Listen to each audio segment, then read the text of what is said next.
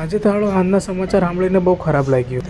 જય ગુરુ સુરુ, હું તમારો અંજલિનો બિલ ફાર્માસિસ્ટ. આજે હતો સોમવાર એટલે સામાન તો આજે બહુ આવવાનું જ હતો એટલે સવારથી મેં તૈયારી દાખવી જ હતી. સૌથી પહેલાં પ્રોક્ટર અને ગેમ્બલવાળા આવી ગયા. તેનાનો સામાન ધીમે ધીમે એને કાઢીને ગોઠવવા માંડ્યા. બીજો નંબર ફતેપુરાથી રાહિલભાઈનો હતો. તેનાનો સામાન બી આવી ગયો. પછી આપણે સૌથી ડિફિકલ્ટ કામ કરી લીધું. બધા માલ સામાનની એન્ટ્રીને એક્ઝિટ કરી દીધો. એડજસ્ટ કરી દીધો બધો સ્ટોક.